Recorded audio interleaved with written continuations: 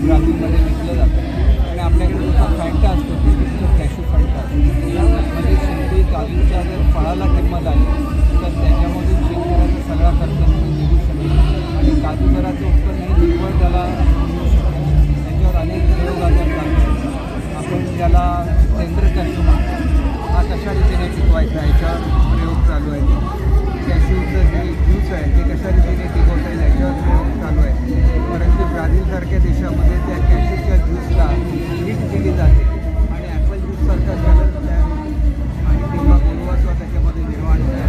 आणि काजूच्या ज्यूसचं वैशिष्ट्य असं आहे की ऑरेंज ज्यूसच्या 6 पट जास्त व्हिटॅमिन सी हे काजूच्या रसामध्ये असते.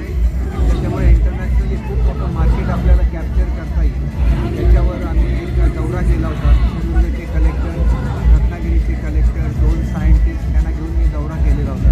लवकरच दुसरा दौरा होईल आणि त्याच्यानंतर याचा संपूर्ण प्लॅन फायनलाइज होईल.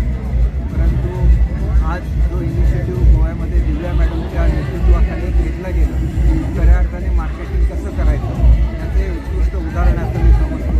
त्यानिमित्ताने दिव्या मॅडमचं मनापासून अभिनंदन करतो आणि त्यांनी पुढाकार घेऊन जे कोस्टल 3-4 स्टेट आहेत जे कॅशू मॅन्युफॅक्चरर्स आहेत त्यांना एकत्र करून हा इनिशिएटिव्ह अधिक मोठ्या स्तरावर घ्यावा. कारण कॅशूच्या जर झाडाला तुम्ही फ्लॉवरिंग सीझनला पाणी दिलं तरी 1.5 उत्पन्न हे निघू शकतं आणि त्याच्यामुळे आपण जो आता आफ्रिकेतून काजू इम्पोर्ट करतो ज्याला आपल्याकडचा काजू संपल्यानंतर तो करण्याची पाळी आपल्याला येणार.